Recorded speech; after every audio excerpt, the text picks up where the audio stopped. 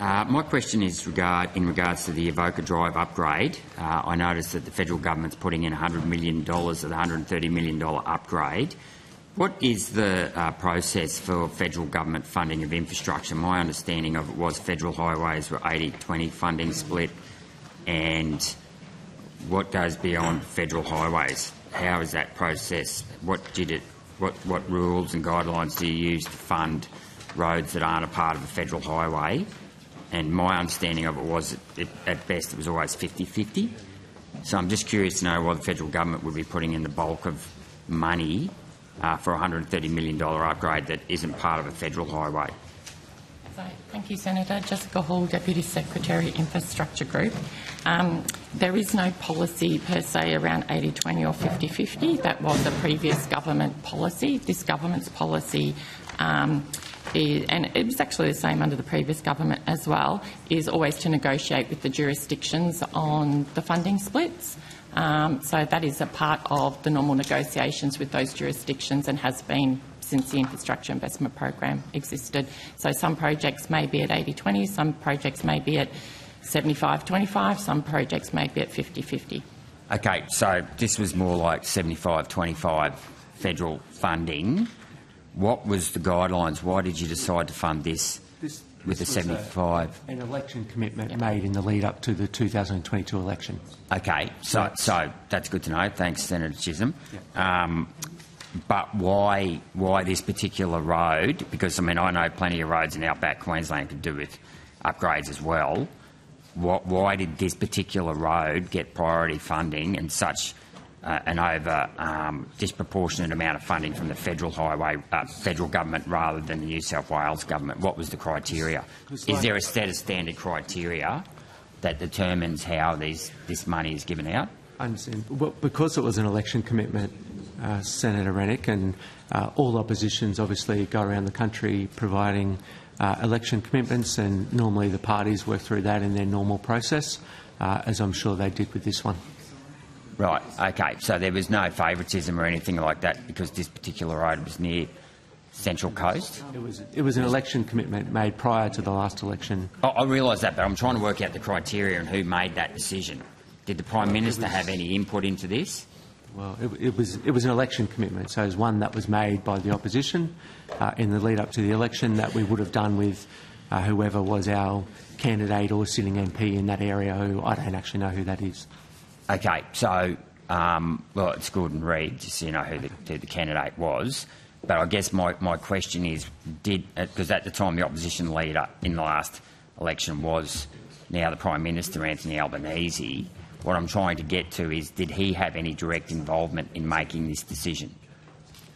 Well, I don't know the answer to that. I do know the process that we went through in terms of putting our policies together before the last election. We'd consult with local MPs or candidates about what their priorities were and obviously go through it in a responsible way to ensure that we're delivering projects that are going to make a significant difference for local communities. I'm sure Gordon Reid would have been influential in that decision, given he's a good local MP. And was that decision, was the commitment prior to the election $100 million out of 130, or was that decided after in government? I don't have the election commitments in front of me in terms of what we exactly promised, but I know that the upgrade to this road was what we promised. Whether I presume we had a dollar value associated to it before the election. Potter Carey, Acting Assistant Secretary, New South Wales and ACT Infrastructure. So the commitment for the incoming government was a $30 million commitment, and then an additional $70 million was committed in January 2023. So who made the decision to commit an extra $70 million when you were in government? So the election promise was $30 million. That then got lifted to $100 million in government. How was that decision evaluated? It was a decision of government, Senator. So is it possible to get correspondence between the Minister's office and the department as to how that decision was calculated, was made? I mean, you know, you just gone and decided to add another $70 million over and above an election commitment. Don't you think that deserves some explanation? So I'm anticipating, Senator, that in what we find with election commitments from both sides of government or politics is that often when they make an election commitment, they make an election commitment for a certain type of upgrade, and often that upgrade or the dollar figure doesn't align with the upgrade that they would like to deliver. So we then need to make sure that we've got enough funding to deliver the upgrade as they've actually asked for. So it would have been in conversations with the New South Wales government to say something along the lines of to deliver that project, that isn't enough money, so we need an extra amount. So it would have been through negotiations with the jurisdiction, which is what we do with all of the jurisdictions, to make sure that we've actually got enough money to deliver what was actually expected. Because my experience with election commitments is normally they're broken and the money gets downgraded, not upgraded.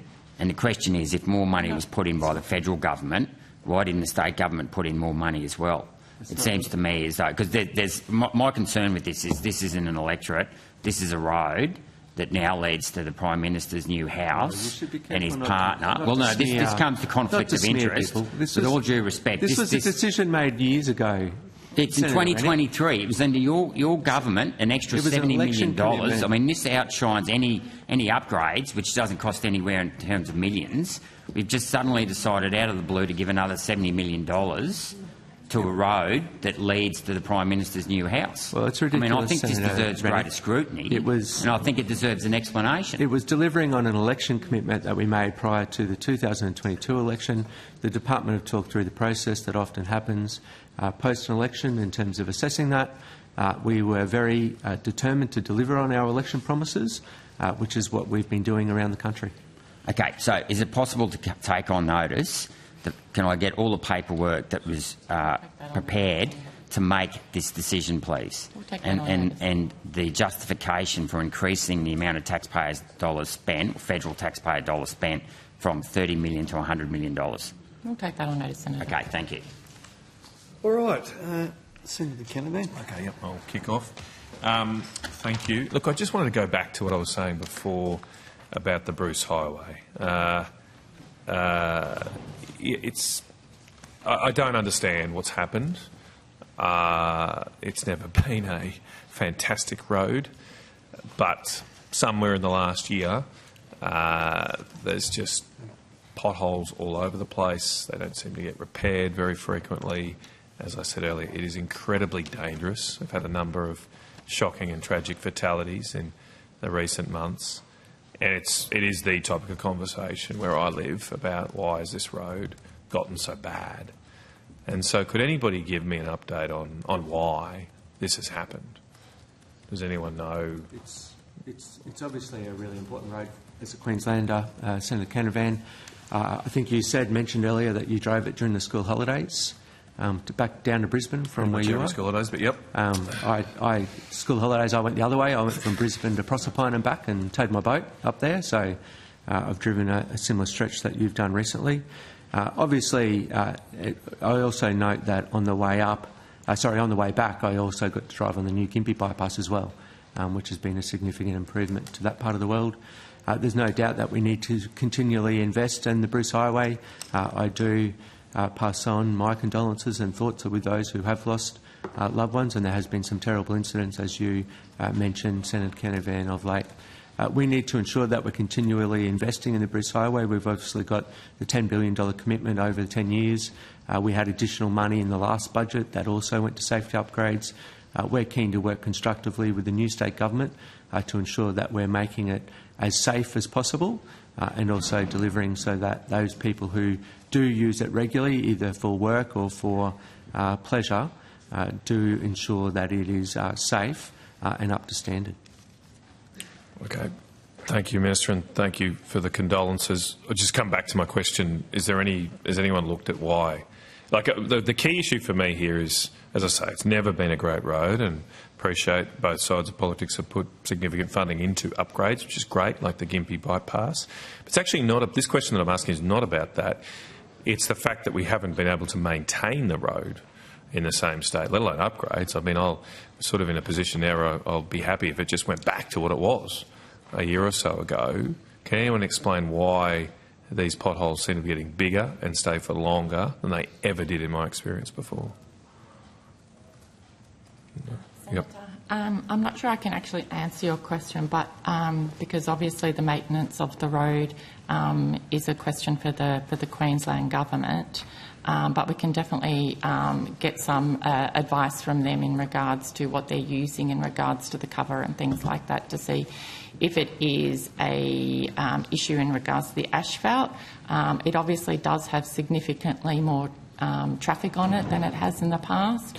And we have obviously had more rain events as well. So, but we can come back to you on that. I'm not sure about the rain. I mean, we've had a pretty good few years in rain, but it's nothing unusual. We haven't had major flooding in central Queensland, at least for some years. Yeah,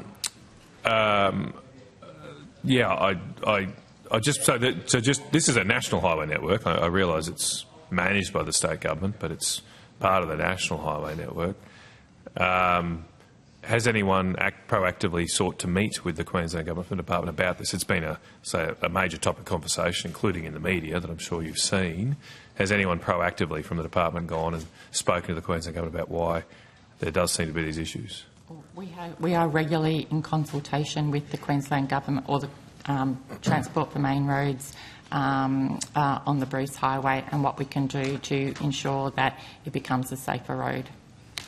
So has anyone actually asked this question about, like, why have there been more fatalities and, well, what's the answer you got from them when you asked? We have asked in regards to issues around fatalities. Some of them are in areas where it is been highly unusual, I suppose, as to those fatalities. It's not necessarily just the quality of the roads, as you know, from a road safety perspective. Some of it actually has to do with driver behaviour, and we can talk more about that when we talk about road safety, if you like. We do know that there is a priority of actions that are being rolled out.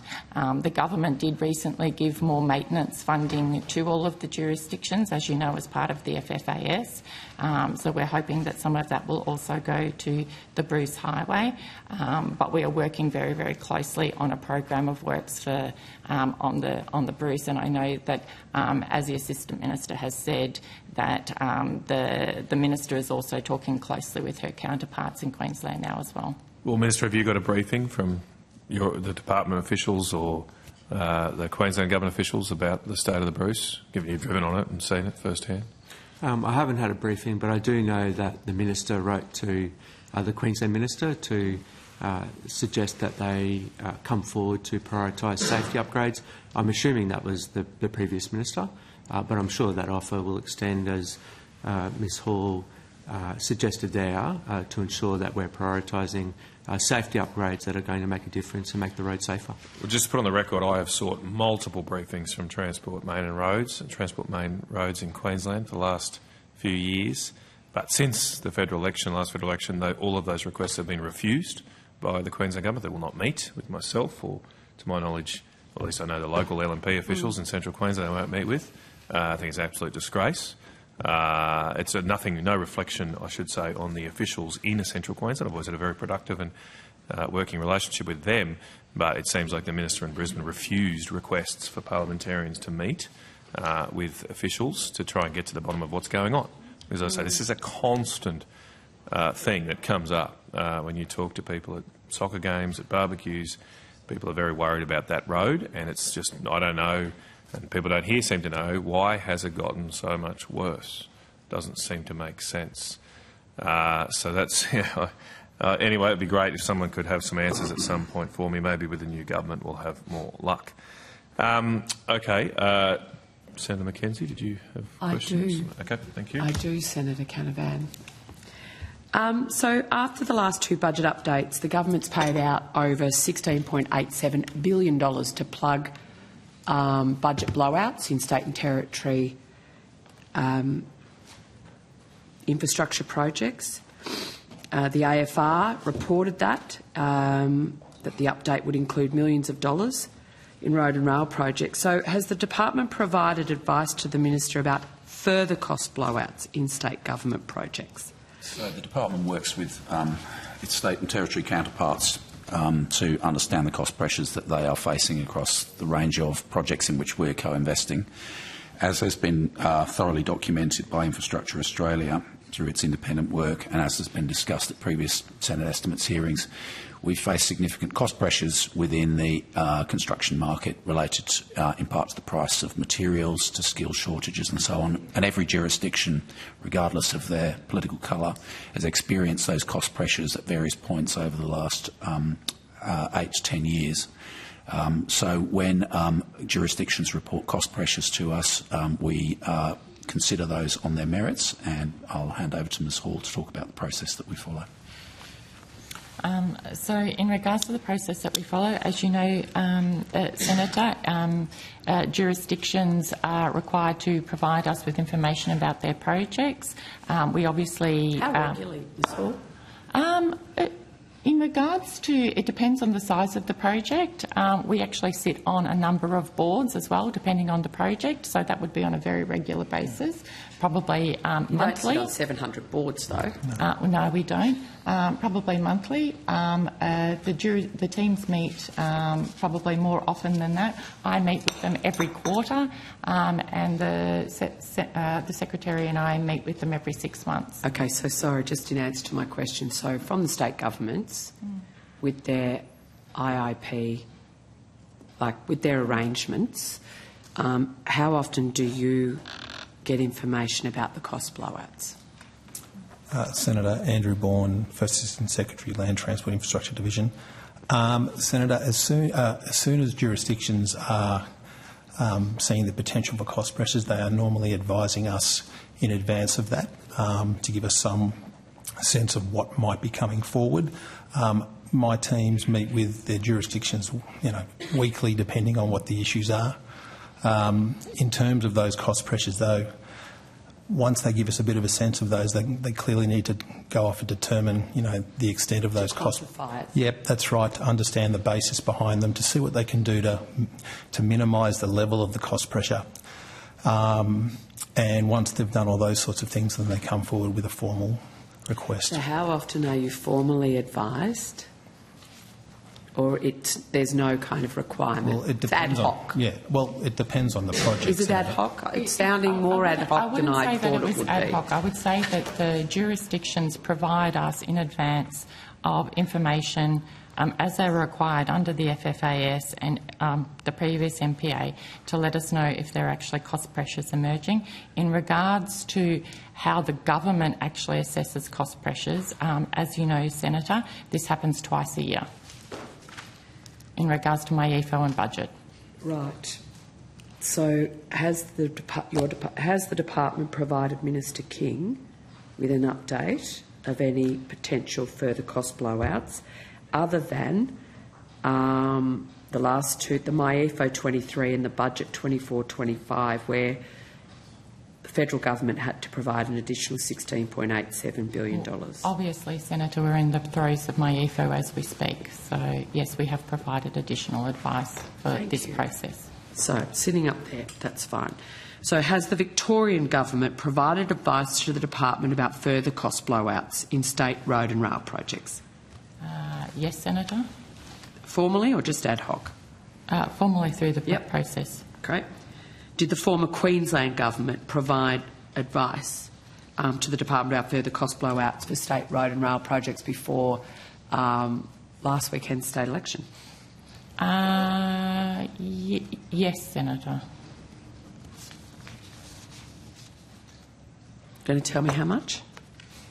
No, Sorry, Senator. I just thought I'd try. So it's too early in the day. You're too close to coffee. As Mr Bourne has attempted to describe, this is part of the regular process of engagement. No, I appreciate it. And so when cost pressures are notified to us, we don't just take those at face value. We actually go through a process to verify them, to confirm they're legitimate, and they don't represent, say, discretionary scope changes which states would like us to fund. So there is a process of analysis before we put advice to ministers, and as Ms Hall has said, that's a minimum of twice a year through the budget and MyEFO process. Thank you for clarifying that, Mr Betts.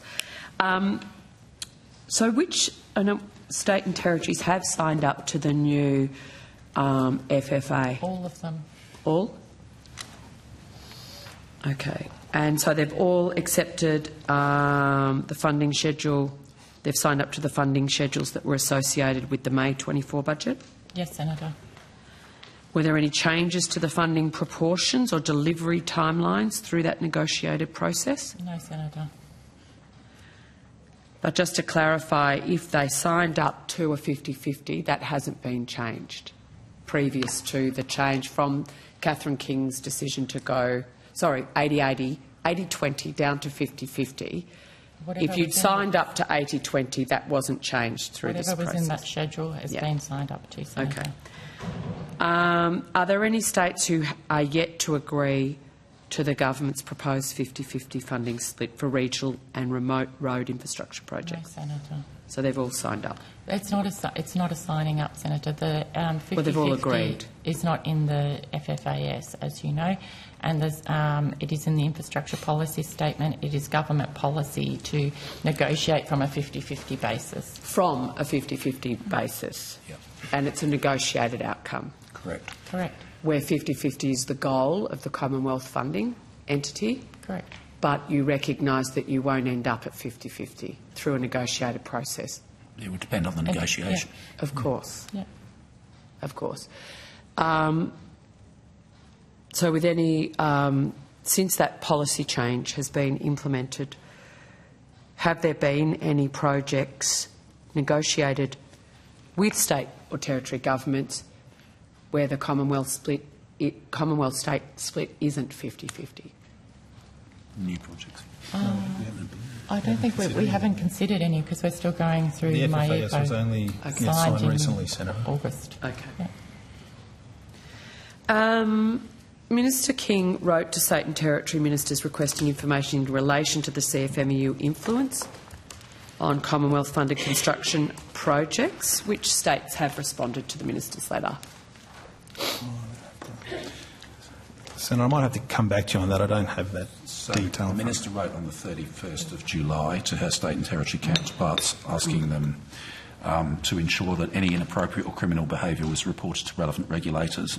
As at the 15th of October, so a couple of weeks ago, we've received no reports of such behaviour back from any of our state and territory counterparts. It's worth adding, Ministers King and Gallagher wrote jointly to all our government business enterprises to ask them to undertake similar due diligence.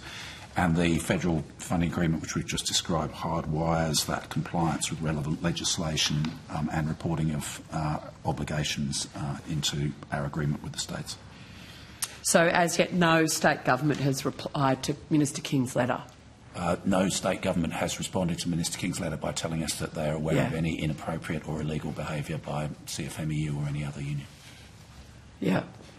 But would you expect... Isn't it just manners to respond? Well, they've executed a federal funding agreement in the meantime, which actually crystallises those obligations, and we talked to our state and territory counterparts, including as recently as last week, and they are working on how they operationalise those reporting obligations. So Minister King and Minister Gallagher jointly wrote to states and territories on the 31st of government July? business enterprises, so think Western Sydney Airport, think Inland Rail, and Minister King wrote to her state and territory counterparts on the 31st of July. Right, gotcha. So you got the...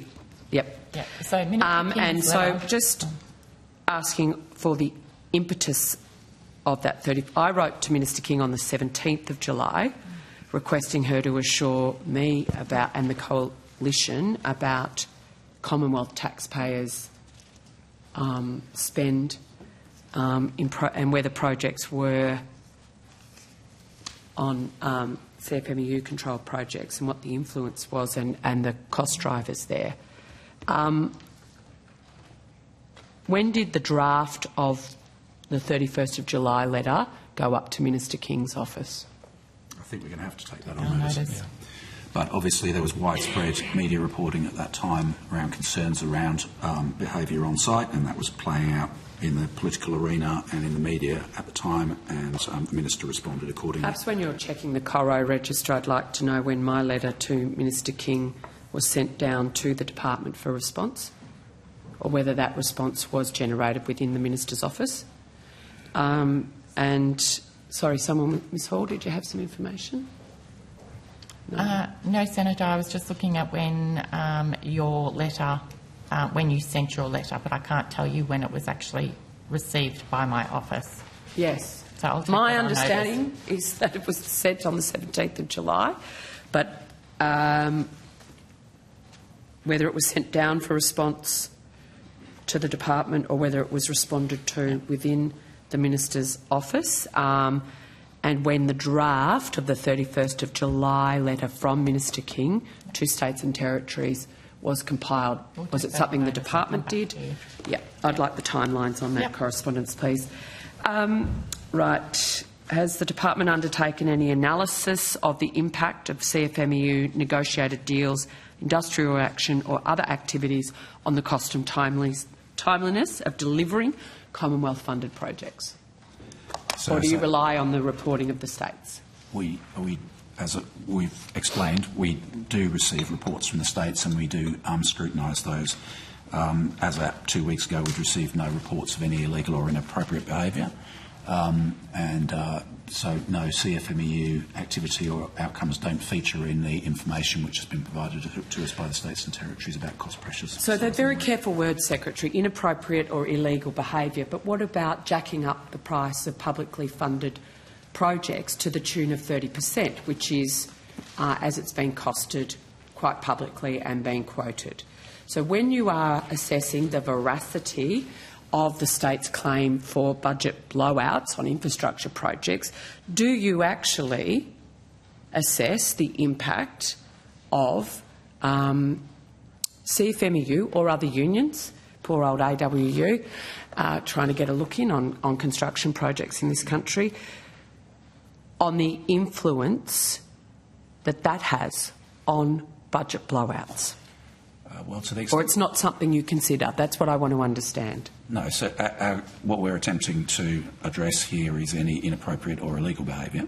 There are a number of different factors which can lead to cost pressures on projects. That could include the cost of materials, could include the cost of labour, and obviously enterprise agreements entered into with a range of different unions can be a factor into labour costs, but provided that employers are and unions are legally complying with their obligations under those agreements, that's not something that we can second guess.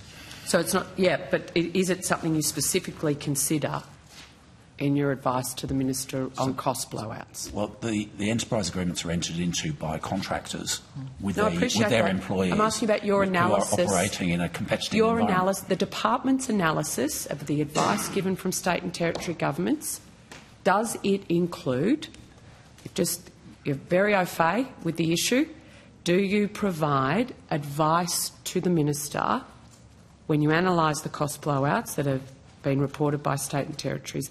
Do you provide the Minister with advice around the impact of EBA agreements and other things, labour costs, when you provide your advice about cost blowouts? Is it as specific? No. No, thank you.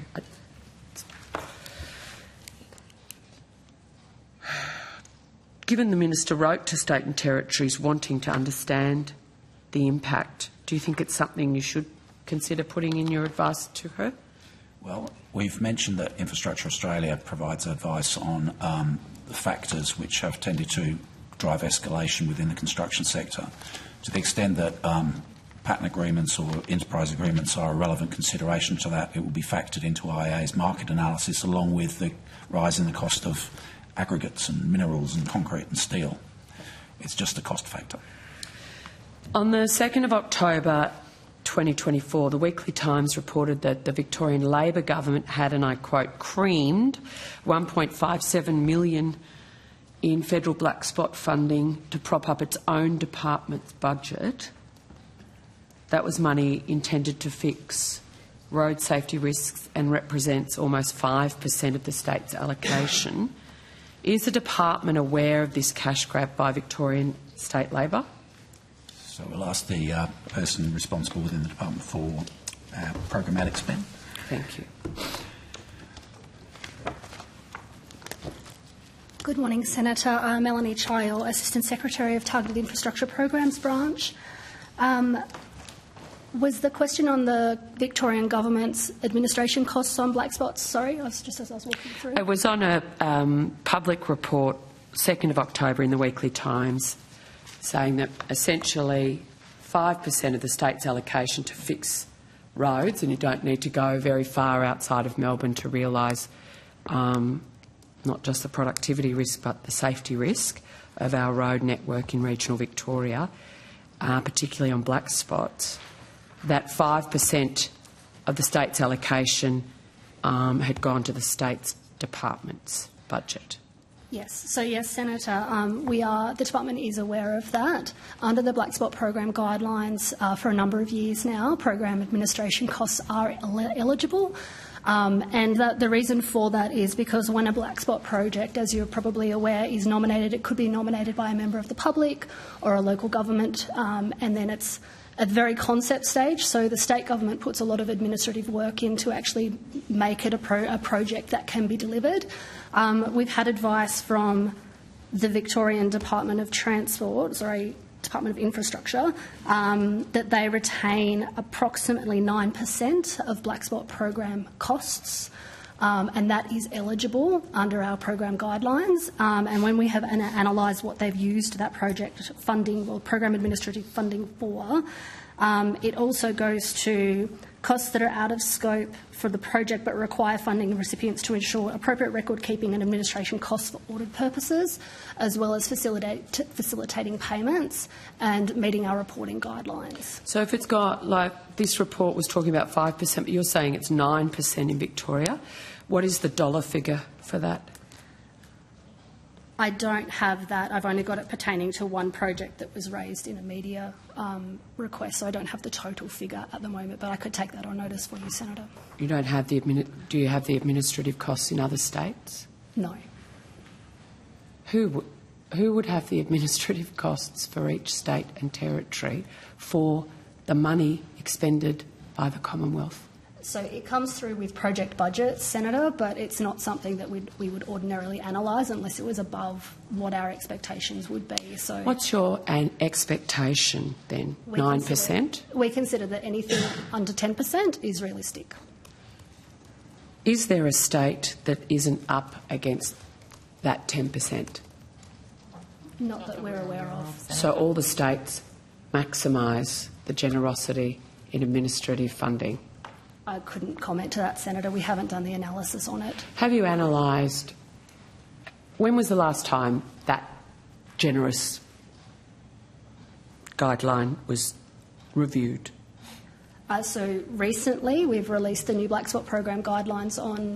the 10%. Oh, the 10%? That would have been part of our analysis when we looked at updating the guidelines, Minister. So, Senator... Every time. It's okay. Hurts me more than it hurts you. So the 10%, what is that based on? Like, so you have reviewed it. You've said it's still appropriate to hold it at 10%. Why? Like, I want to understand, because it seems to me if I was a cash-strapped state government, I would be going, thank you very much, Commonwealth taxpayer. Irrespective of how much, because there's no acquittal for that. They don't have to prove to you that they've had to pay this many staff or do this many consults or go and check that it was a community group versus a local council.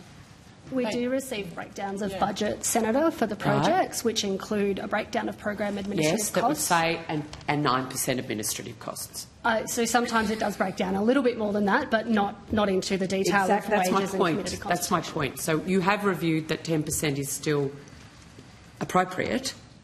I want to understand what you base that appropriateness on. What analysis did you do, Ms Hall? I think it goes to the point that Ms Chayor was already making, Senator, which is very much around it's on a project-by-project basis and the detail that we actually have to go into depending on where that project is at.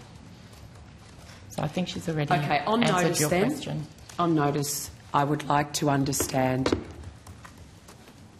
project by project. Do you really want to do 700 projects or however many projects? I would like to understand which state governments haven't taken advantage of the generosity of this particular guideline. Because 5% if it is if it's so bespoke, Ms Hall, I imagine there is a variance. I'm a cynic, and so I doubt there will be. So please help enlighten me. Thank you.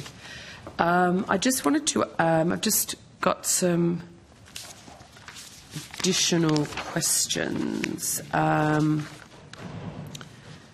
In terms of Minister King's letter requesting information from state and territories, she announced that she'd actually directed the department to review construction projects that were overseen by Commonwealth Government enterprises.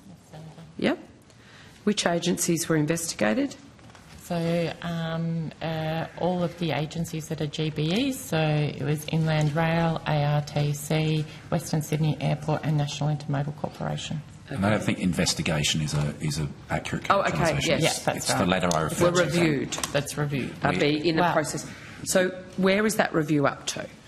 So it was a letter from, as I've said before, from Ministers King and Gallagher to the chairs of the government business enterprises, asking for assurances from their boards that they were compliant with the stipulations we've made around reporting of inappropriate or illegal behaviour. And all of the boards have responded to her letter. All of the boards have responded to her letter saying that there is no evidence of criminal behaviour and they are continuing to monitor it. But perhaps Mr Cox can go into more detail if you need, Senator. I would love some more detail, Mr Cox. Senator Greg Cox, Commonwealth Infrastructure Projects Division. So yes, just confirming that we have received responses from all of the... So just run me through that. ARTC, so Western Sydney ARTC Airport, and Intermodal. Rail, they sent a joint letter from the chairs on the 28th of August. Yep. Western Sydney responded on the 30th of August. Yep. And National Intermodal responded on the 24th of October. Okay, just in time for estimates. And is that then the conclusion of the review, or is there, has the Minister satisfied with those responses? Has she been presented with those responses? Yes, she has. They were letters directly from the chairs to the shareholder ministers, and I think it's reasonable to say that those letters also arrive in the context of the regular reporting that we receive from each of the GBEs on a monthly basis as to the progress that they have against their respective projects, the governance that they put around them, the issues that are raised with us with respect to things like cost, any industrial relations issues, those sorts of things. We thrash that out on a monthly basis with each of the respective government business enterprises. And that information, I assume, because their GBEs are equally shared with the other shareholder minister? That's right. So finance are represented at those meetings as well. Yeah, okay. So is that then seen as a completion of the review by Minister King, the responses? Is that the end? So, again, I think review was a term that was used in the media. This was an assurance process that the Minister asked us to undertake in the context of the work that we do in an ongoing basis with the GBEs. So from our perspective, they have all responded and provided the Minister with an assurance that she sought, and then we would provide the Minister with any advice on issues on an ongoing basis that then were pertain to that particular issue. So if there were subcontractors or contractors on any of these projects that had cost or industrial relation issues, who do they go to then? Do they go to you, Mr Cox? No, they don't come to us, Senator. Cost or industrial relations issues? How do you mean? Well, I've just heard that there's monthly kind of reporting around cost, industrial relations issues from these entities, that's something that's discussed and considered. The Minister's received assurances that there's no issues. What if there are subcontractors? And I will ask the agencies this, so if you're listening at home, what conversations, communications did they have within their projects to assure themselves so they can assure the Minister? The Minister can only be assured if the GBEs have actually done the groundwork. So my question is, the subcontractors within these projects and these GBEs may have issues, and if they do they just go to the chairs of the GBE? Is that the appropriate place for them to take their concerns? I think, Senator, in regards to those projects, they do actually have their own governance, as you quite rightly pointed out. They have a CEO and they have a board. They would go to those in their first instance. In the first instance. Right. Thank you. I think they're questions for the GBEs when they come. Yeah, no, and I will be pursuing those. All right, thank you. That's it for this line of questioning. Yeah, sure. All right. 6 more minutes before I our realise break. that we're about to have a break, but I might just try. Oh, I do have another question, just while you're looking, Senator Canavan.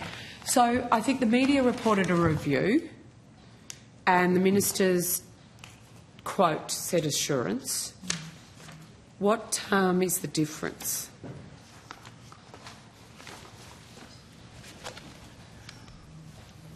Why would the media say review if it wasn't a review?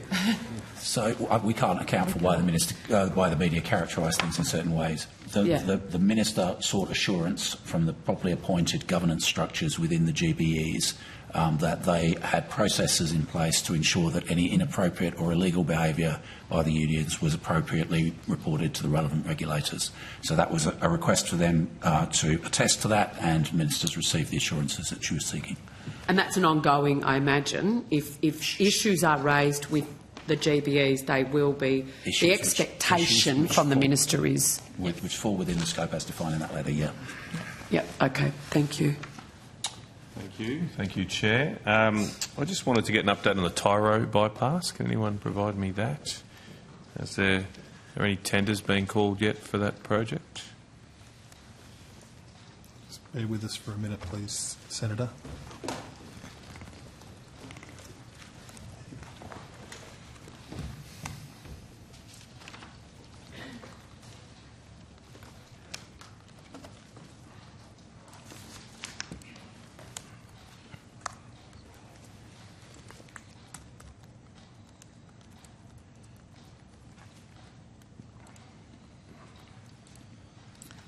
So, Senator, you will find that on page 19 of the information that we provided this morning. But I might just see. Hang on. Right. But does that? That's what I'm trying to help. I'm trying to help you, Senator, with the. That's in funding, isn't it? Though I'm asking just specifically Just like it a bit earlier. About whether tenders have been. Just give me a second, sorry. Okay. I mean, I'm interested in the funding profile too. We love a good funding profile. Start with. Would you like me to give you the funding profile? Maybe if you've got that ahead of you, why don't we start with that then? That was. Okay, so in 24-25, 21.75 million, 25-26, 43.52 million, 26-27, 75.61 million, 27-28, 50.52 million, 28-29, there's 10.81 million. In 2030-31, there's 54.83 million, 31-32, 2.36 million. Is there a reason it goes down to 10 then back up to 50? That seemed a bit strange. Is that right? I thought I heard in... Yeah, well, that is what you heard, Senator. Yeah. But, some of this obviously is us working with the jurisdictions on their delivery schedule. Okay. And those years are a fair way out, so there might be some further refinement that will need to happen going forward. Has there been any change in that funding profile in this update compared to the one you provided to us in the budget? So from budget to now, you mean? Yeah. No. Yep. No. No, it stayed the same. Yep. Okay, well, thank you for that. Just returning to my question then about tenders. Have any tenders been released for the project? Bill Brummett, Assistant Secretary, Queensland and 2032 venues. So a detailed design contract was awarded in March 2023. with the detailed design expected to be complete in early 2025, and TMR will then provide further advice on delivery timelines for the project. Okay, so there won't be any tenders for construction until after the design is complete? Correct. Yep. Is the design on track to be completed by March 2025, sorry? That's my understanding from the latest briefing I've had, Senator. Okay. Have there been delays on this? It seems to be taking a little while. This was announced back in 2021, this funding. My understanding is cost escalations on the project have resulted in the Queensland Government exploring delivery options that will deliver the best value for money on the project. Okay. Have those cost escalations been discovered through the design process, or were they aware of those before they awarded that contract to design? I'm not sure, Senator. Okay. Can you take that on notice then? Yep. Is the cost escalation that they're aware of going to require additional funding from the federal government to complete the project? They haven't notified us of any requests. Okay. They are looking at options, though, of more efficiencies to deliver the project then within the funding envelope? They're looking at the best scope.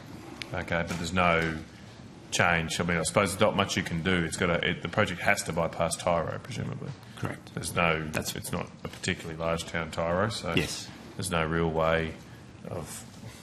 Can't build half that road. You'll end up on the road to nowhere at the end of the dead end. Okay. So have you actually been in discussions with the Queensland Government about this project then, and why it's taking so long? I'm a member and my staff are represented on the steering committee for this project, and I also did have discussions when I was on my most recent trip up to northern Brisbane and the Bruce Highway. Okay, all right. And just to clarify, the cost pressures I think that Queensland are dealing with have been identified through the design process. Okay. Look, I'll come back to it. There's a few more, but realise we're over time already. Thank you, Chair. Well, thank you. We'll suspend till 11:15.